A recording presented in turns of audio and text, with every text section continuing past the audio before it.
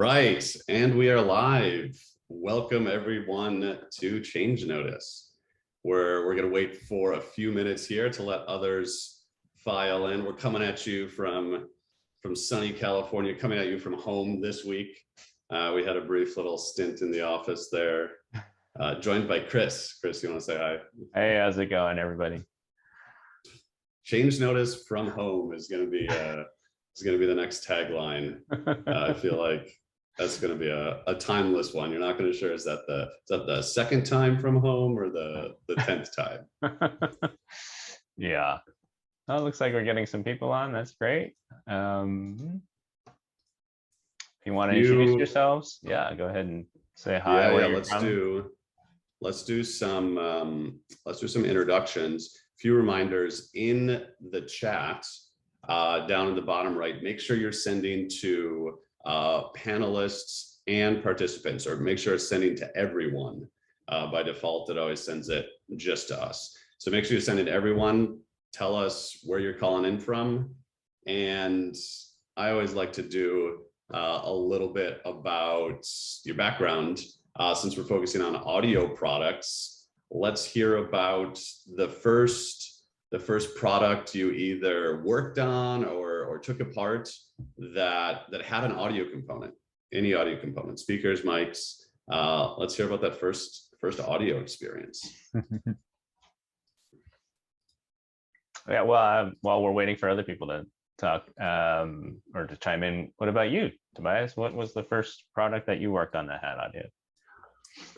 Yeah, there's one this is kind of a stretch here, but it still sticks out of my mind because it was a really early experience. Back in, it must have been middle school, we built a home FM radio station out of our basement.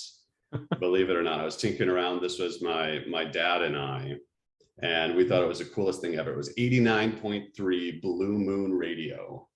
And we had an antenna up on the top of our house, and we spent days trying to optimize it and testing the range. I think we got about a 1.5 block radius, which was the coolest thing ever at the age of middle school. And then sometimes we would just use it to play music throughout the house.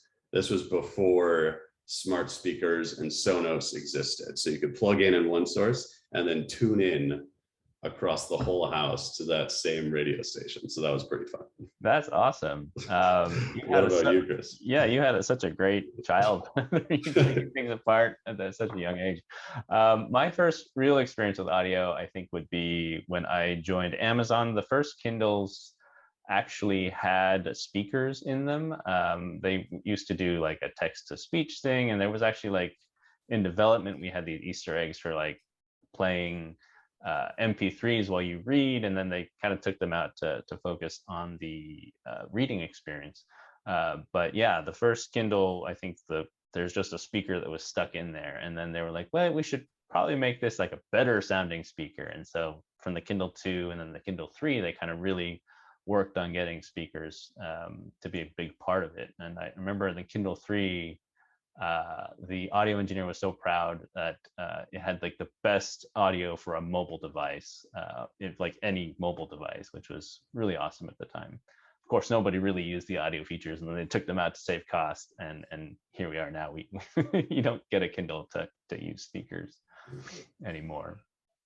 I feel like, well, first, welcome to all the new attendees. We're just waiting one more minute here for everyone to file in. Would love to hear where you're calling in from, and we're talking about the first product, the first audio product or audio device that you worked on, interacted with. Just share it over in the chat, and make sure the chat is actually sending to everyone and not just panelists. To your point, Chris, I feel like the audio and the cameras as well in these mobile devices are getting a lot more attention now that people are using them consistently from home for work. So again, mics and speakers and cameras are getting a lot more attention. Oh yeah, for sure. I remember the first time like I found a device that had two microphones to do like sort of the noise cancellation or the sort of audio correction, because it's like, you know, to prevent you from hearing yourself talk and all of that. It was like, wow, this is, they're really focusing on this. And then, you know, fast forward to like Amazon, and they had the mic array of like 8 or 10 different microphones or something in the first Echo, and you're like, wow, this is really getting serious. So yeah. Awesome. Hey, somebody worked on a Sony Walkman here. That's awesome. Original Sony Walkman. Go. Wow. All right. Welcome, Peter. Welcome, Matt. Yeah, radio receiver absolutely counts. Nice. Smart speakers. Yeah, that's what we're talking about today. So looks like, yeah, we're right at time. Let's go ahead and kick things off. So welcome everyone, and thank you for joining us for Change Notice. Change Notice is our weekly video podcast. We discuss all things electronics, supply chain, manufacturing.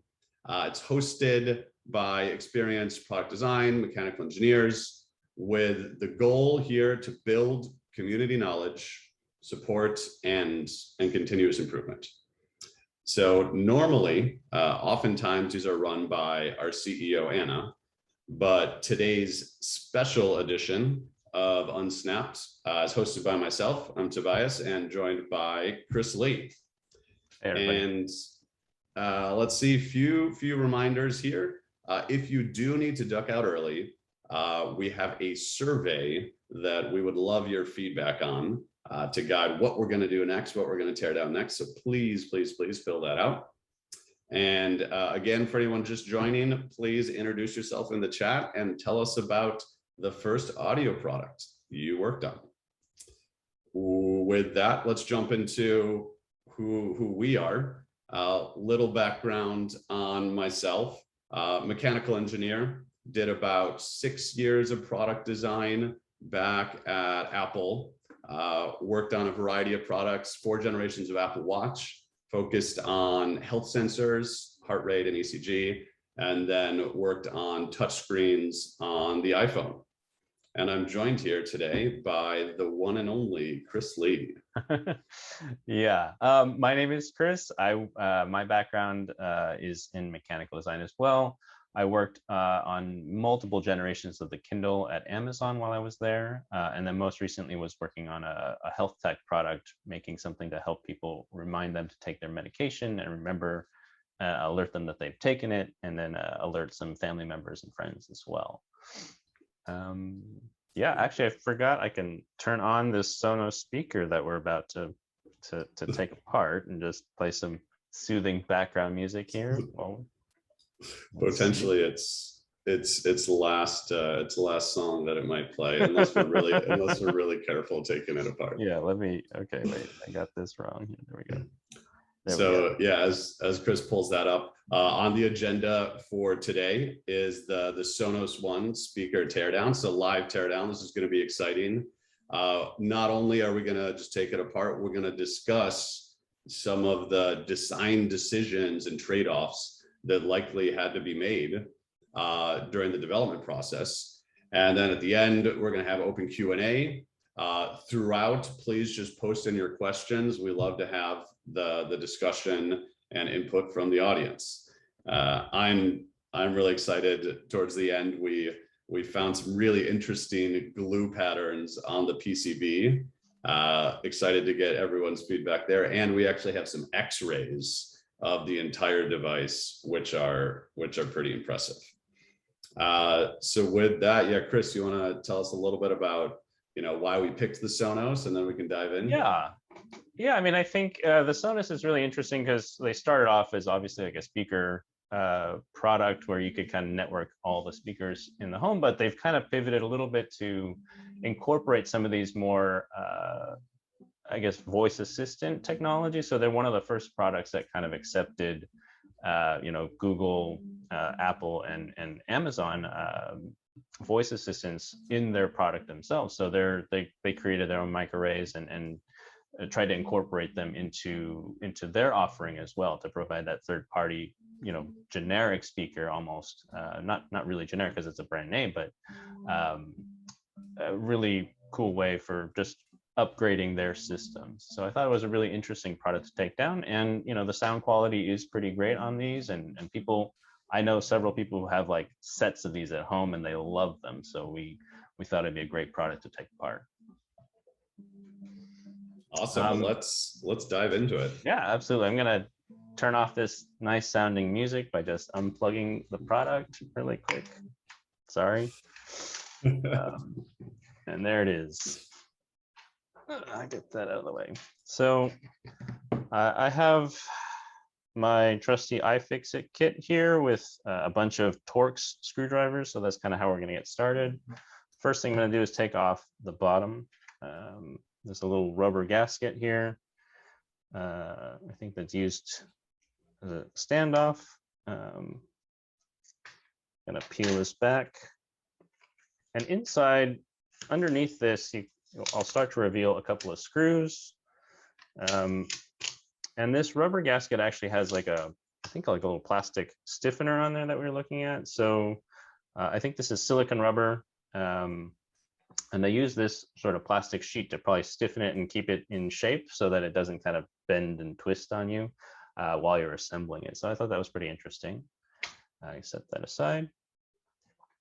And now I took one of these apart earlier, and the screws in here are pretty tight. They're really tight. So I actually have like a little lever arm on my screwdriver to help me open them. Oh, nice. Was that part of the iFixit kit too?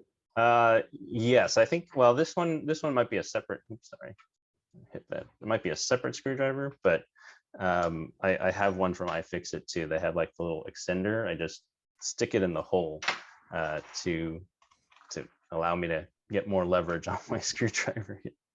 I tried without the lever arm as well when I was taking mine apart, and wow, those bad boys are tight. What are your thoughts, Chris, on why these were so tight for this design?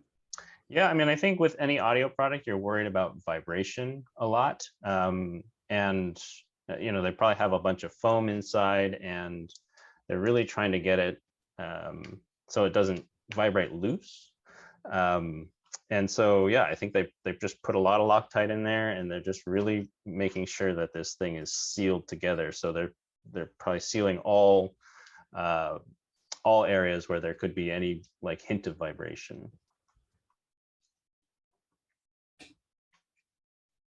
Welcome. Looks like we've got worldwide participants here. I see Germany, I see UK, Cupertino, Pennsylvania. We've got the iFixit guys joining from SoCal. Sounds like we also have a bunch of people that have worked on or definitely used audio products in the past. So excited to hear some expert feedback and suggestions and advice on sort of what we're seeing as well. So feel free to chime in anytime you take a look. All right, I'm able to take that off. Let's see if I can open this. Yeah. I need to use your handy dandy iFixit spudger. Just pull that in. Give me a second. I'm gonna pull it off camera. There it is. And how was that held in there beyond just the screws? Is that just a press fit? Yeah, just a press fit. I think like this tray has already kind of come loose. I gotta get around. There's a little clip in here, like a ground clip. All right.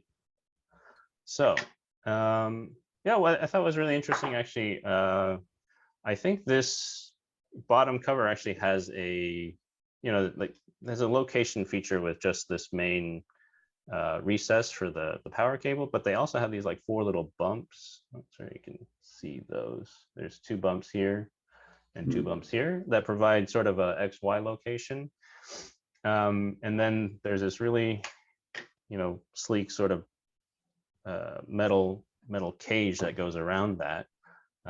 Looks like, you know, it's definitely sheet metal. I think it's been welded shut, and there's like a little ground pad here that I think ties off and connects. There's like a massive heat sink on the back of this product, so I think those things tie together to ground the 2 pieces of metal together. Can you see where the seam actually comes together, where they welded it? It looks pretty seamless to me. Does They did look, a good job I think on they did a the pretty great job exterior. on this. I imagine that they're like, it's just right down the center. I think in the, trying to see here. Yeah, I think in the exposed metal part, you might Yeah. be able to see just the hint of the weld there. But otherwise, I think they did a great job kind of grinding it down and then painting over to get a really smooth finish. I'm gonna set that aside. And here it is. So this is the rest of the product. There's like an exposed board with a little button, an Ethernet cable there. And then here are the big speaker drivers. There's some What interesting. is that yeah, what is that main housing material that black made of? Is that a Yeah, polymer or plastic? this is definitely a plastic. We took a look inside. I think it's an ABS plus 10% glass fill. You can see kind of the mold pattern here a little bit was kind of interesting. So there's like a little bit of it's kind of splayed out a little bit. So that's coming from the glass. But inside you can see there's this big seam around here. So this is definitely like a two-part construction. They might have either glued or probably ultrasonically welded this together, and then you know, it's a pretty big piece, be pretty hard to pull off in one shot. So that might be something to take a look at later. Some other interesting things you'll notice here, there's some little black pieces of tape, which, you know, usually when you see black tape, it's like kind of an indicator that something wasn't designed there. But I think this might actually be because this is the white version of the product. And so if I take off this tape, you can actually see the white from the plastic on this lid here. And if you had that metal sheet can over it, you might actually be able to see hints of white between that and the contrasting with the black body of it. So this is really just to keep that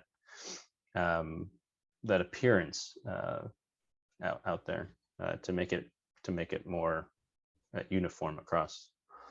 There is a lot of foam and like sort of compressive gasketing around this product. So Yeah, I what think do you that's, think? Is that foam on the bottom and on the corners of that main looks like a heat sink in the back? yeah, this is foam on the bottom, so it's compressible. I think you can even see, I don't know if this is actually showing up here, but some of the imprints on the plastic are actually showing up here. So it was in compression. And then there's some foam seals on the side here. I think this is definitely to prevent probably rattling, as you have like a separate cage on the outside.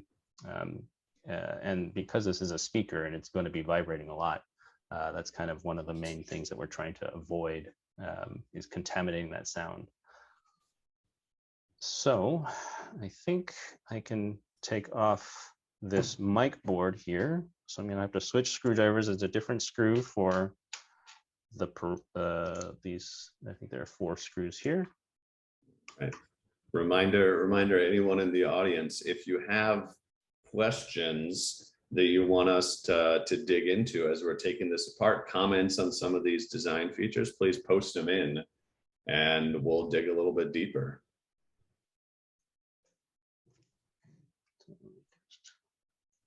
I'd be curious to know, Chris, Yeah. if your hypothesis on the tape, if we took apart one of the black ones that actually had black plastic, if it wouldn't have that slight piece of cosmetic tape there, because that would confirm your theory that it was purely cosmetic. Yeah, I think that would be an interesting thing to take a look at. They might still put it on there just in case you see like a depth perception difference, but you know, they because the rest of the product is pretty well like it's uniform in depth of where the black and or where the plastic meets. But yeah, I think that would be certainly interesting to see. They might have noticed this only towards the end of development and we're like, yeah, let's just fill it up with some black plastic or black tape there. Almost got these last. I think there are 4 screws that hold this.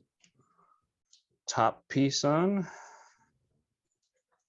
It's basically a classic sandwich structure here. You have the cage and a top lid and a bottom lid, and so they're both kind of held in compression here, which is pretty good. I also hear we've got a pretty wide variety of audience here, which is great. Lots of people on audio products. I think someone from Logitech might even be joining. And just a shout out, I think Chris, the camera that you're doing this teardown on here, which is working out very well, is Logitech. So great collaboration there. Okay, so I've got this board out, and looks like there's a little connector that takes it there. So yeah, I've got this, the main housing, and then this is the mic board, and maybe we can, I don't know if I can get a close enough look here. I'm gonna get tired holding this. Maybe we can switch over to the instrumental photos you took earlier, and we can get a closer look. Yeah, let's do it. Let's hop in and take a closer look here. So we took some photos. This is in the instrumental application. For those not familiar, typically we aggregate product data across hundreds or thousands of units in our web app to run our analysis. For this one, we just have one unit, and we're just using it as a slick interface to navigate these high resolution images. So you can see we started from the full device here, and as we tore it down, we've got some nice high-res photos. And let's take a look at this mic board here, Chris. Yeah, actually, just really quickly, I was looking at yours looks a little different than mine. So you took a different device apart, and it looks like I'm gonna put you have like a mic 1 there. My board does not show mic 1, and there's like a couple extra solder pads. So it looks like there's like slightly different revisions of the product that we took apart. And so mine is interesting. You're referring to this mic 1 location down here? Yep. And I don't have one of those. And I look at the date revision right above that. Looks like you have a June 5th, 2018. Mine says August 7th, 2019. So in the year time, they kind of replaced the board and definitely have made some revisions to this product.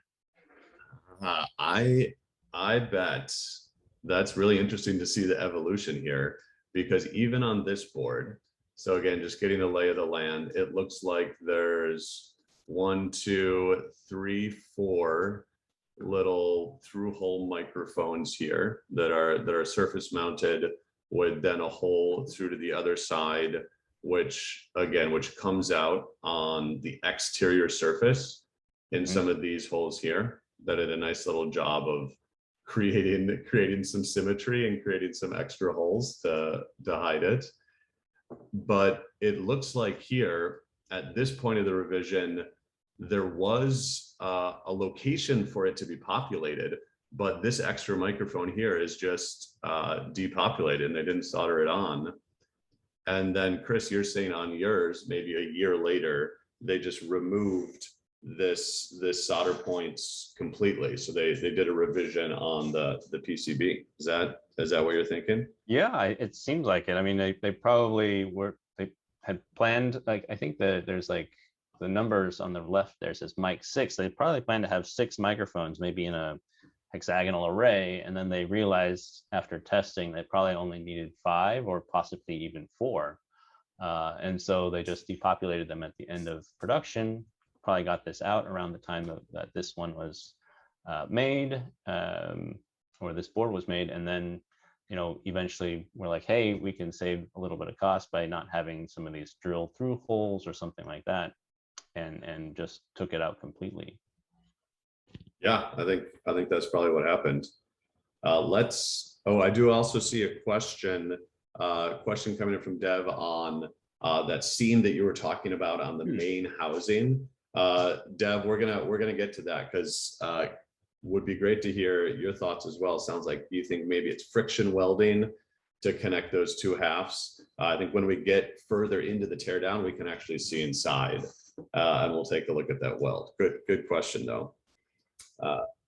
So it looks like here, Chris, it looks like in addition to the mics, looks like we have a ZIF connector here. I know these are pretty tricky. In my past, we struggled a lot with like partially inserted ZIFs, or even if they're cocked a little bit sideways. Yeah. And we see that a lot with our customers at Instrumental as well. They catch that a lot using our system. And up here, what do you think we have going on? It looks like maybe LEDs. Yeah, so I don't know if I didn't really put the top of the product on too much before I went ahead and opened it, but there is an LED, kind of a signal LED indicator, I think, right there, right above the play pause button. And then there's also one under the microphone. So there's probably like might glow red if you turned off the microphones. You wanted to see that there was no microphone active. And then the little LED is like an indicator light that tells you that something is working or it's on, or maybe is waiting for an update or something like that. It does look like they've kind of heat staked that light guide on, so which sandwiches the board. So this probably can't be reused, if you wanted to dig apart that board, or if there was something wrong with this board once it's been assembled. Yeah, this looks, I think I tried to pry this entire PCB off of the housing, and it was stuck on there really tight. I imagine rework is not common for these. My best guess would be a pretty large area of PSA, potentially some heat activated, that adheres this back surface down to plastic, with cutouts, of course, for the relevant mics and LEDs. Yeah, do you think they're doing that to kind of keep some of the, like, moisture or water or dust out, just because there's a bunch of holes on that front side, so maybe they're just trying to seal that whole thing in and prevent water from or any moisture from going in? Yeah, that's a great point.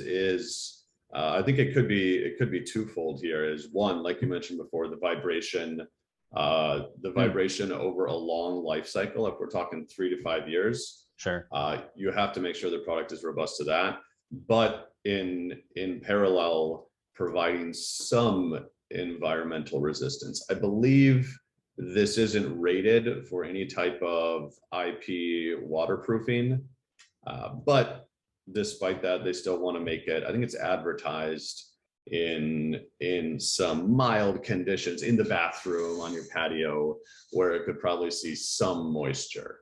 So I could definitely see that being a consideration. Yeah, it looks like James is saying and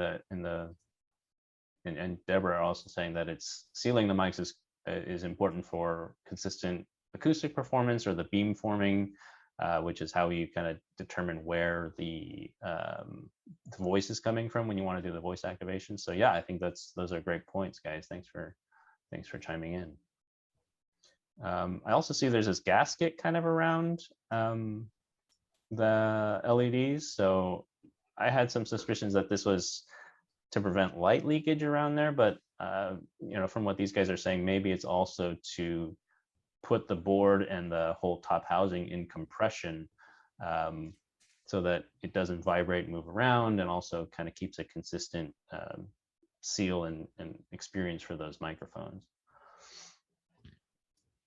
Yeah, and I'm seeing a lot of test points here as well, which I suspect are used during the actual assembly process to do a lot of the functional electrical checks. Yeah. We had a few more questions here as well. Oh, sure. Let's see. How long would we expect the speaker to last from an engineering design perspective? From Christopher. We are actually going to take a look at the speakers later on. So maybe we'll touch on that. We'll touch on that when we're looking at the speakers. Good question though. Yeah, I think unlike your cell phones, which are kind of more in the maybe 1 to 2 year kind of life cycle. I mean, they probably designed them for up to 5, but traditionally you replace your phones every 2 years, your speakers, your home products probably will be designed for a long time. So that definitely goes into the reliability testing that they probably had to do to when they were thinking of, or when they're concepting and building this product. Yeah, I would imagine life cycle testing at least out to 5 years. Yeah. And I know accelerating life cycle testing is always a tricky endeavor of how can you actually accelerate that testing while still making it representative, so that you can actually do your rel tests in a reasonable amount of time. Yeah. I also want to shout out the Sonos team. I think they did a really great job with like a lot of locating features on all of every part that I've taken apart so far has had great locating features. So you can see the sort of the pin and slot in that picture in the corners there. Great way to locate this. And I bet those heat stakes probably have plenty of clearance around there, so they're coming through the holes in the board. And same with those like little extra pieces. But yeah, I mean, excellent. I think Should we? Here. Yeah. This is. I think this is a pretty clever design here, and they've got the light pipes as well. It looks like some LEDs that just point straight through, but some that are pointed horizontally, which then light pipe into this plastic piece to then go out to the top. And same up here. Yeah, I haven't used my Sonos quite as much as I would like to have, but I imagine there might be some different colors and possibly different, maybe they want to indicate like a directional type thing, so they could use the different LEDs in combination. Let's see. All right. Let's I'd say let's keep going through. Oh, we had another question from Mikkel. Was it, are the screw heads formed, or are there inserts in the cover? Can you tell, Chris? Yeah, so there's different screws on the product. The ones that took off the top cover were thread forming, and I can show the difference here. So they're kind of a coarser thread, and then the ones for the bottom housing were actually like machine screws, and they went into inserts. So that kind of depends on which screw and which part they're talking about. I think the thread forming ones are probably offer a little bit more thread count, so you can really tighten that down. That's why they're so tight. And whereas the side ones, they probably aren't under quite as much load, so they're okay to do as a thread forming.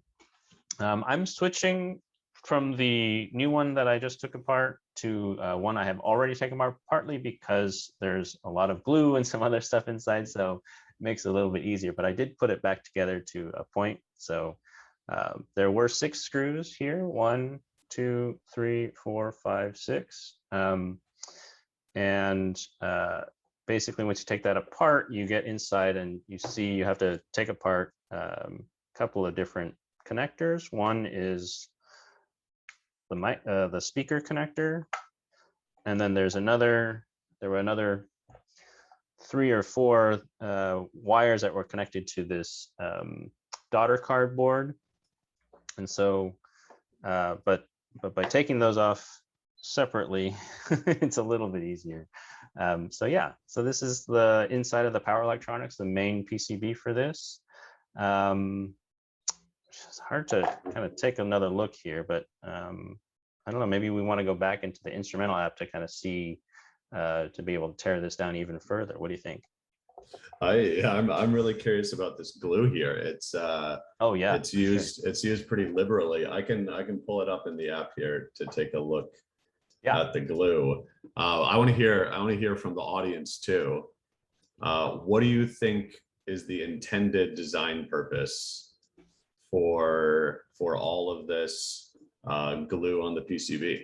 You can see here, looks like it's used on the capacitors, on the connectors, between just a lot of these different components. I've got some hypotheses. I'm sure Chris does as well, but want to hear. Yep, we're getting a lot of.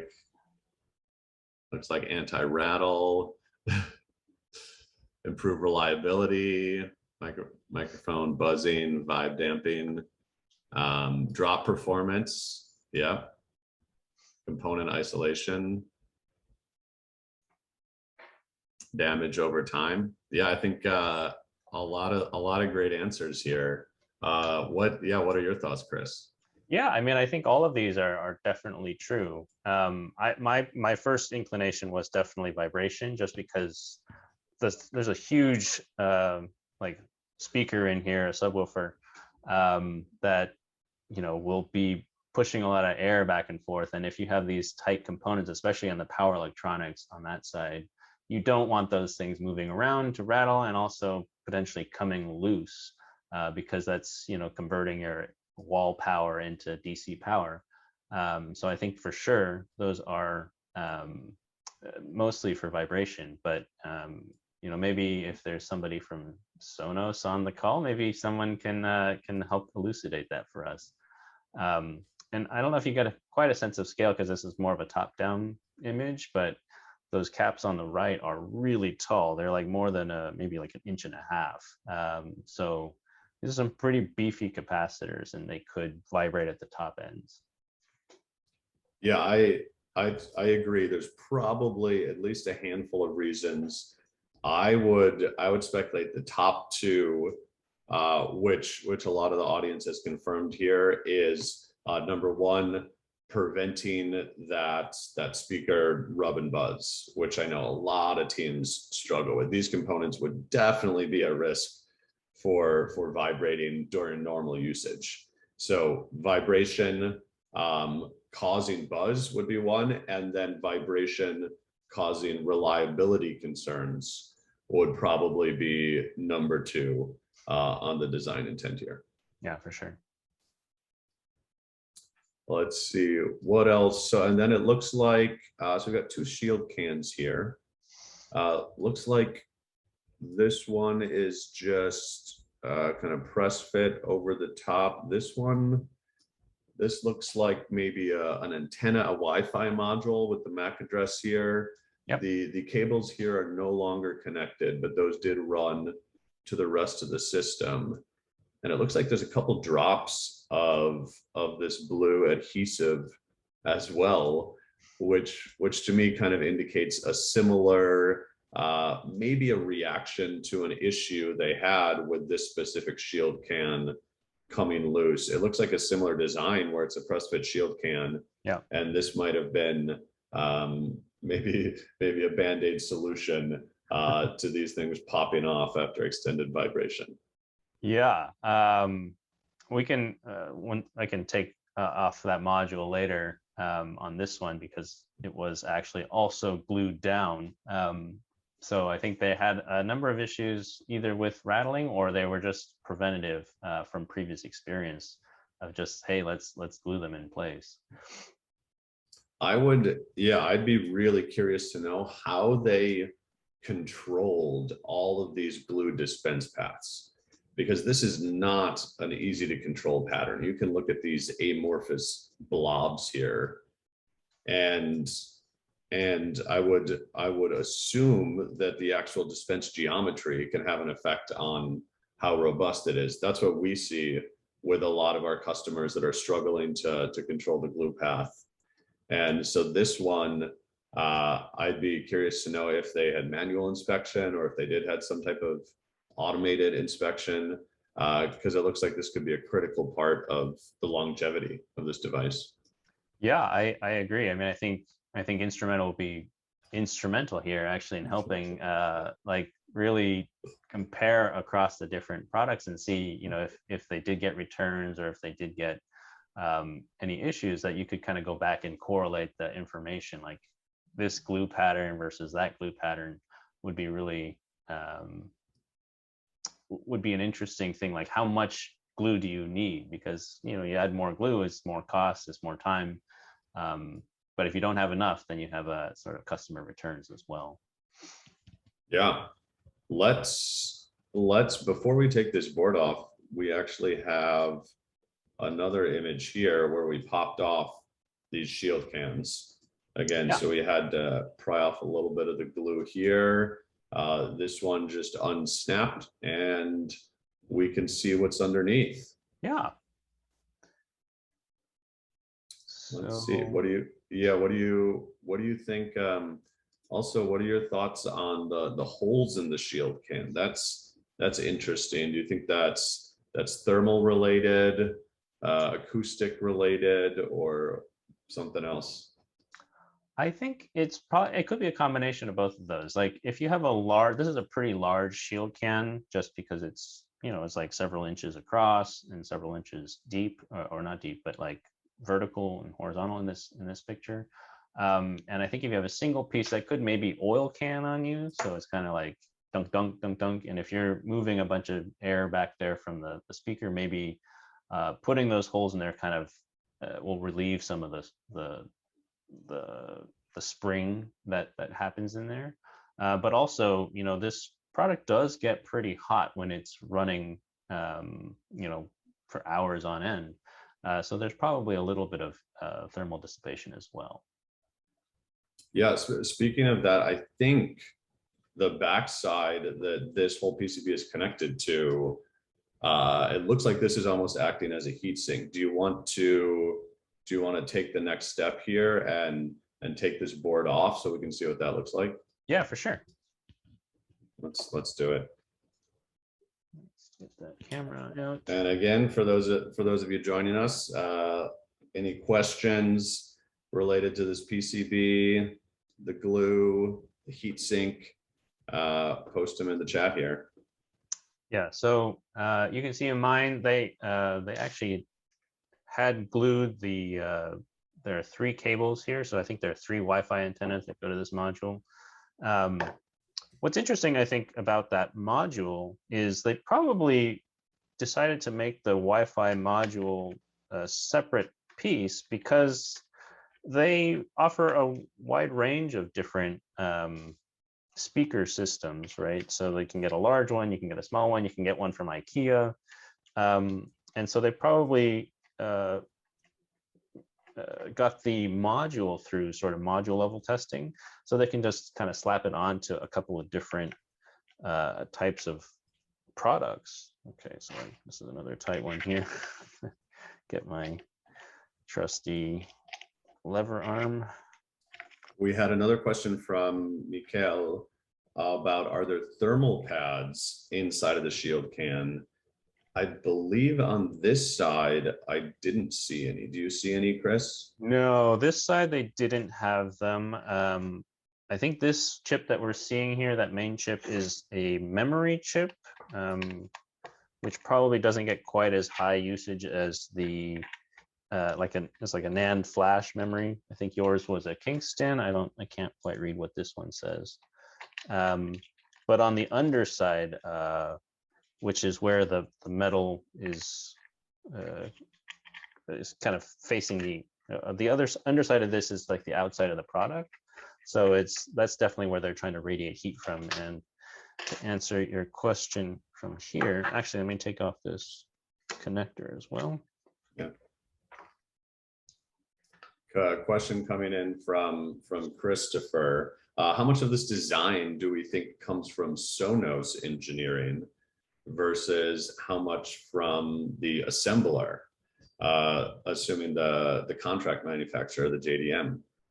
That's a great question. It depends what type of business relationship they have set up. If it's an OEM CM, which is where Sonos would do majority of the design work and hand it off to the contract manufacturer with specific instructions. Typically, there's a little bit of DFM feedback that they give, but no actual design iteration.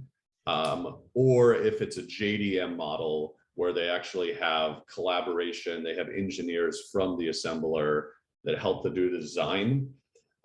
My guess for a company the size of Sonos is they are doing a lot of their engineering in-house for a flagship product like this one. That's typically how it works. I've seen for smaller accessory teams, a lot of times those use JDM models to just kind of leverage additional external resources. But that's just my hypothesis here. Yeah, I would agree. I think this is like the Gen 2 version of this product, so they've probably already gone through a couple of revisions. If they were to do like more outsourcing, that might have been from the earlier product, and then as they learned about it, they probably could, figure out what they liked about that original version, and then go through the revision maybe a little bit more on their own. But a lot of teams do split up this work where it's sort of heavily overseen by like the brand, and then the contract manufacturer and the JDM is doing some of the implementation of the detail, like the detail layout or the detail CAD drawings and things like that.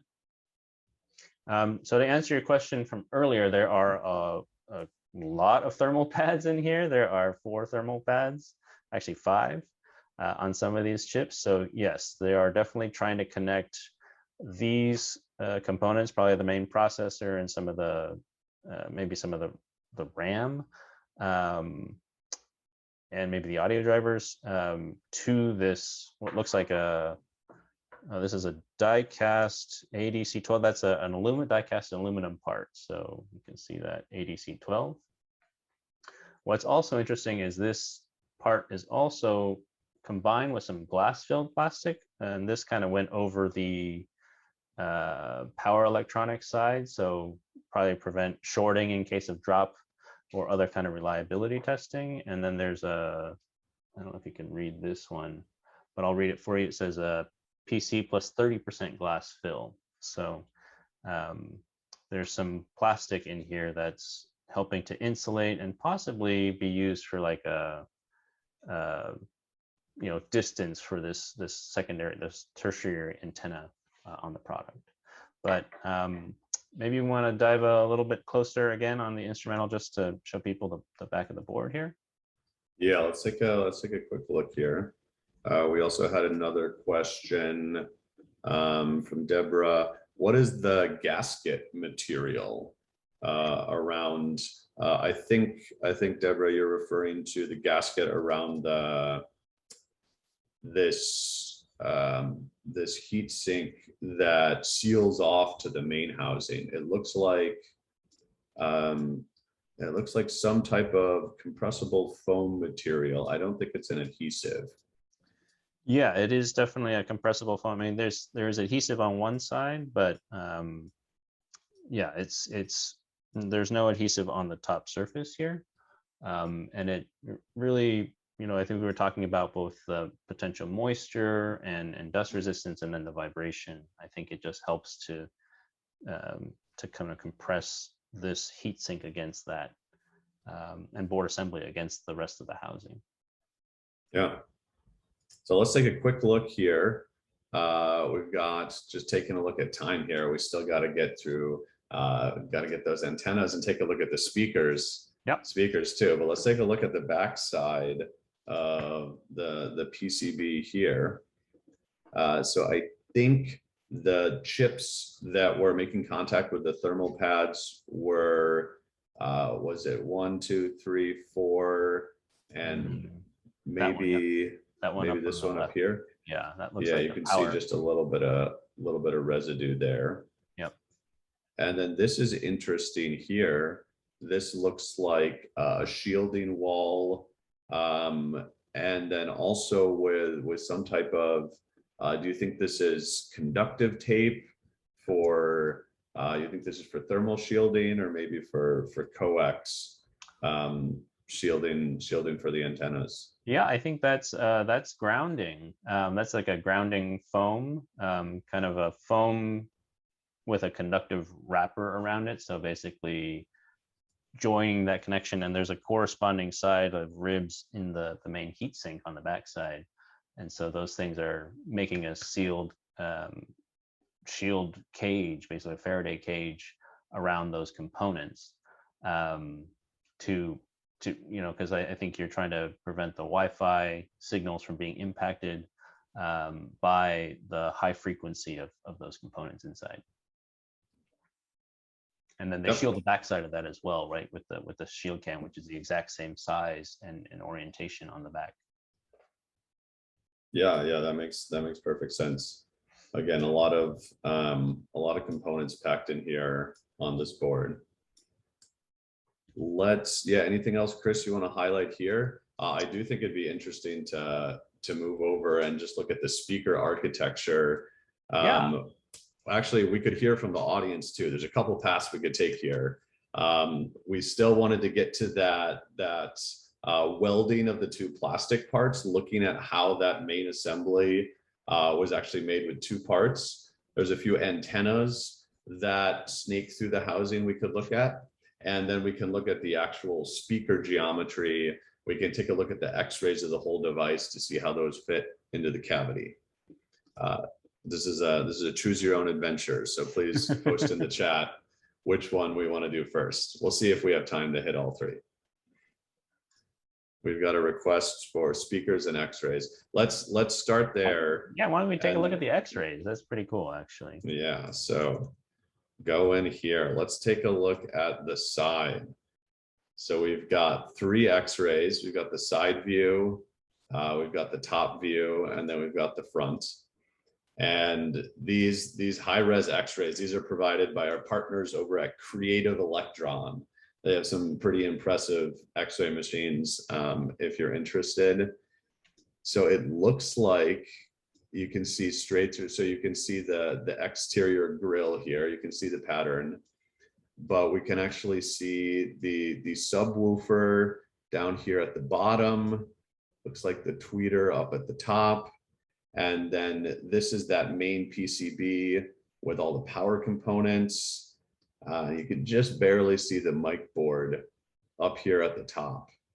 What do you think, Chris, in terms of how this volume was selected compared to the size of the speakers? Yeah, so I've got it open here on my side, but the speaker, maybe if you look at the front view from this x-ray, the speaker, the main woofer is actually almost the entire width of the speaker housing. And so they did a really good job of sort of making the housing, the width of the product to be basically the same size as the speaker. So then to create enough back volume for that speaker, because it's got to move in and out to create those really low frequency tones, they probably had to, extend the volume up, and then they have the tweeter above it. So I think this, I think that sort of was one of the main drivers. And then otherwise it's a pretty empty cavity inside to make sure there's not too many different weird frequency tones that come out and like interfere at a certain frequency. So that's sort of the extent of my speaker knowledge. I know we have a bunch of people from some audio companies and brands here, so we'd love to get some more feedback from you guys of like what drives the size of a speaker chamber and housing. Yeah, it's interesting to look. It is pretty tight inside of there. It's like you mentioned, at least in the X dimension here, it's pretty much the enclosure is as small as you could get while actually fitting this on the front. Yep. Then there's a little bit of air gap here in the back, which like you mentioned, I think is just the acoustic design of how much empty cavity do you need for that proper resonance for this woofer size. Yeah, you can see here, it's pretty cool. This is the actual this is the driver, and then the woofer, the less dense membrane material here you can kind of see right through, and then the small tweeter up at the top. Yeah. All right, well, we also have a request for some antennas to dive into there. Any other requests on things that we want to dive into on the X-ray here? Let's go take a look at the antennas quick, and we can always come back here. Chris, you want to? Yeah, sounds great. I'll share. Show us where they are. Yeah, so let's see here. So there are actually, let me see, where is the back of this? I don't know what I did with the, oh, there it is. So there are actually 3 antennas on this. There are 3 cable connectors to this board, to the Wi-Fi board, and they all are used. So I suspect they're 3 Wi-Fi antennas, maybe Bluetooth as well, since they're very similar. But there's one on here. On this is like a little plastic piece that can kind of come off. I think I took this off before. Let me see. There it is. So there's one here. There's one on the opposite side of that, and then there's one in the back. So this antenna as well. And I think one of the original Sonos products may have had some issues with Wi-Fi performance. So they really went and they wanted to make sure that you're getting as good Wi-Fi performance as possible on this. And they chose the 3 locations sort of very in opposite corners, so that if you put this against one wall, maybe, like if it's in this corner of the room, that, this Wi-Fi antenna is probably not doing very well, and this one might not be doing well, but this one can get signal. If you're in the middle or on the opposite side, they're really trying to get you a great Wi-Fi experience on this. So yeah, I mean, I think it's pretty interesting how they have these cables as well that kind of, I don't know if I can show you this. It's a little dark in there. But they have these really long cables that go to connect those things on the other side. And actually, if you poke them through, there's like a little gasket that allows them to come out. So there's some ribs that kind of help with cable guidance, and then I gotta push this thing a little bit through. And then there's like a little foam or rubber grommet here that kind of seals the cable into place, and then I can push it through. And they have like a very loose fitting, almost like a heat shrink or just a cable. I don't know, what do you call it? Like just a ring that goes around the cable to prevent it from being smushed, because it's a pretty sensitive, 50 ohm line probably. Does it have any shielding on the outside of that cable as well? I'd imagine the antenna signals. Yeah, I mean, I think this is a pretty standard sort of antenna cable with like a coax cable. So it does terminate in a coax connector. So it's probably got a braided shield around the outside, and then a single core to send that signal down. But this is like the antenna. You can kind of see there's a trace over here where this is connected to.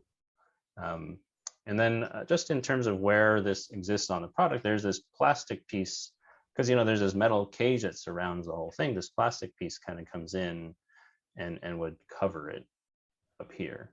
So that's where the antenna is. It sort of exists and lives in the top 10 millimeters of this plastic piece, instead of being surrounded by a Faraday cage, which would prevent it from working at all.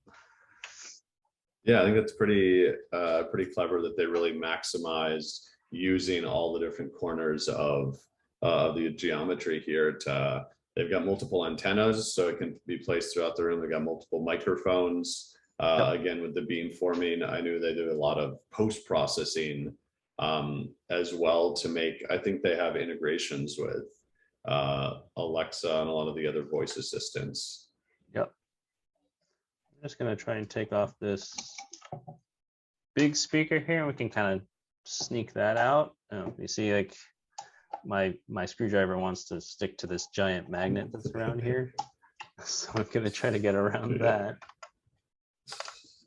While you're taking that off, Chris, I know we just have a few minutes left here. We got a few more awesome questions here on where would we put a battery, and how would that change the design? And we also still want to hit on that friction weld on the housing. Oh yeah. But I do want to make sure we get to the off the record Q&A part. We could even bring some of the audience members up on here to chat with us. So let's switch over to that Q&A. This will be the end of the official recorded section. Okay. So for the recording, thanks everyone for joining.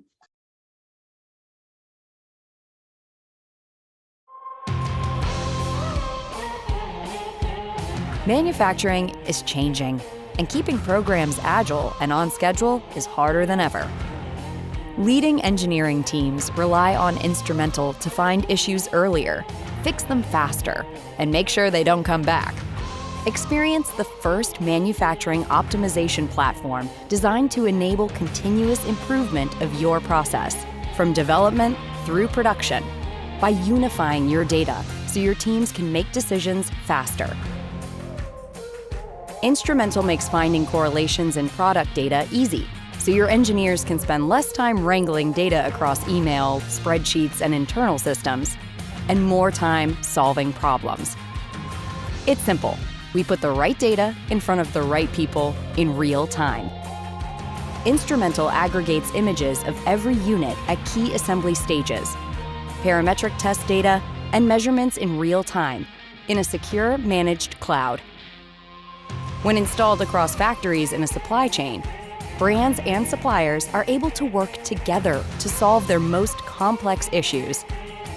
From your first build, Instrumental's Discover AI proactively identifies new issues by scanning your products for anomalies and automatically delivering a daily queue of issues. Engineers can jumpstart failure analysis with defects in context. Engineers leverage a rich, remote dataset to quickly identify correlations and potential root causes, and can push live tests to validate solutions immediately. They use Instrumental to eliminate issues at the source and make sure they don't come back. With complete build and issue analytics for the entire team, program leads can kickstart daily stand-ups, streamline executive reporting, and communicate seamlessly with global teams.